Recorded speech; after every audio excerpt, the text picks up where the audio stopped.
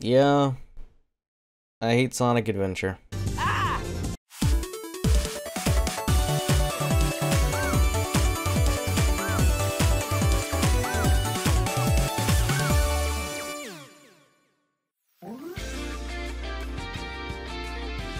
Now I know what you're thinking.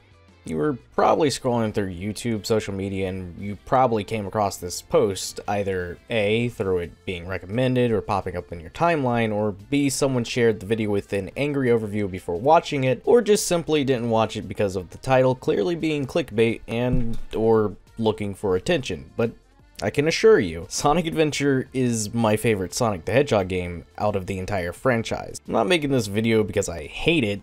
I'm making this video because I love it, but there's just something about it that makes me hate it, and well, that's because, in my honest opinion, it was the peak of Sonic, and I don't feel like much love or passion went into any other Sonic game after it. My history with Sonic has been great, can't really complain. I've met a lot of awesome people because of it, and have been able to work with many talents throughout the community, and while I have distanced myself away from it because of my personal reasons and because of not having much interest in the series as of recent, I still wanted to go through and make this video because it just gave me something to do, and it feels good to get something off my chest in a video format such as this, since it's been a long time since I've done something like this. In all honesty, if it weren't for Sonic Adventure, I don't think I would have been as big into the Sonic the Hedgehog franchise as I have been, given Adventure was my first Sonic game. What do I like so much about it? Well, just about everything, honestly. It really puts the adventure into the title, Sonic Adventure. I love the hub worlds that you can explore and run around in. I love the levels because they're linear but not too linear, and you can still utilize each character's moveset somewhat fluently. While the game may not control well to some, I really love how most of the characters feel to control in this game. Aside from Amy, she's slow as fuck. But being able to lunge with her hammer makes up for that, since you can pretty much lunge yourself anywhere you want. Some would say and argue that Adventure hasn't aged like a fine wine as to the likes of Super Mario 64, which I don't understand why these two games are always compared to one another.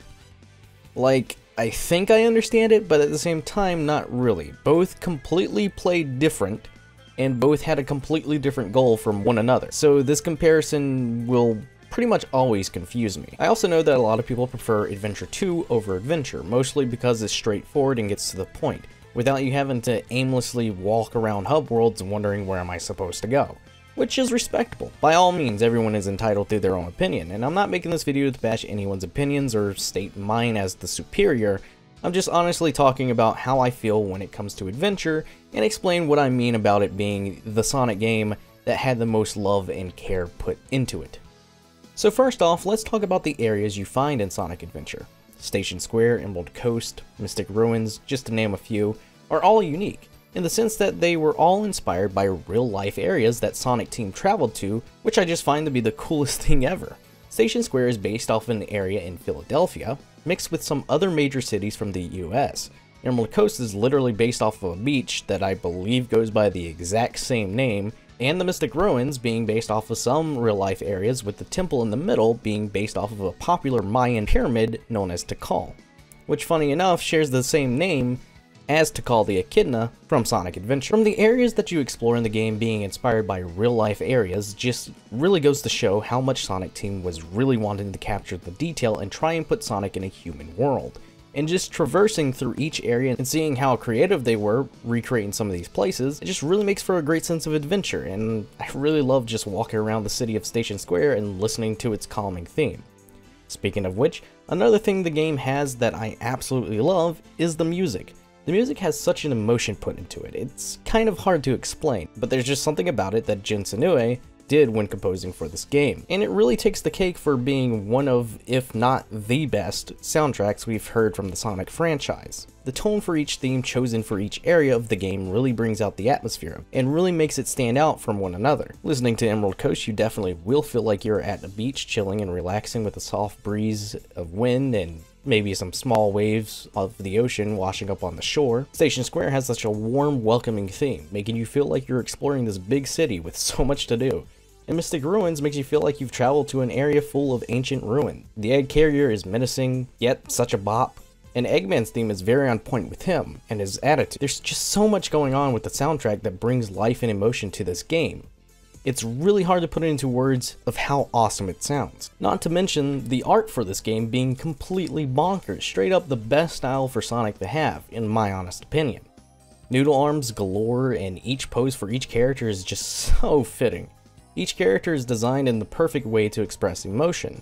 Sure, the in-game models don't do the art much justice, but just looking at the iconic Sonic Adventure pose is more than enough to show you how much thought was put into each art piece used for promotional material and much more when Sonic Adventure was coming out. It captures the characters' personalities perfectly and makes each one feel unique. I really hope we get to see more art styles similar to this in future games. The one thing I think I found annoying with Adventure was the fact that most of it is just retelling the same story but from another character's perspective, which can be cool, but can just come off as kind of boring if something is repeatedly being done. A couple examples: fighting Chaos 4 as Sonic, Tails, and Knuckles, having to do both Sky Chase acts in both Sonic and Tails' stories, and having to fight Chaos 6 as Big, Sonic, and Knuckles. I put fight in quotation marks because you're not technically fighting him as Big, you're more so fishing inside of him, which is more weird to think about now that I say it like that.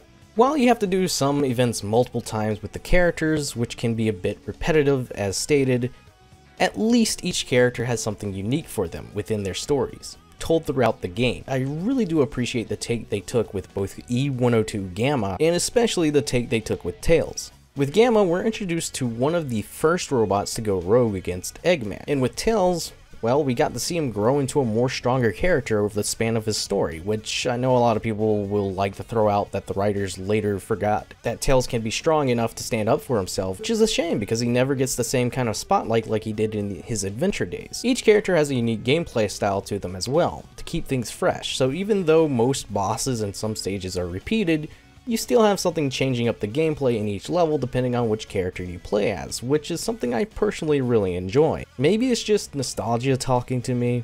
Now, I know I'd be lying if I said that this was the only game where Sonic Team took, inspiration from real life stuff or put a lot of hard work into it. A shining and prime example of another game being Sonic Unleashed, which took on a more Pixar look for characters and based environments off of actual locations. Looking at the concept art for Sonic Unleashed is just so beautiful, and the soundtrack, much like Adventure, captures the atmosphere and represents each area of the game flawlessly. So it's got that going for it at least. I miss seeing Sonic being treated as an important figure, and not some guinea pig to test a new gimmick, or slap the name on the title because you're worried it wouldn't sell well otherwise. I look forward to the future of Sonic, and hope that the new team behind these games will start to take these games in a direction everyone will love. Sonic Adventure will forever be my favorite Sonic game, and I don't think anything will ever change that. Thanks for watching. If you liked this video, please don't forget to leave a like. Be sure to subscribe and click that notification bell to keep up with more content similar to this, and I'll catch you guys later.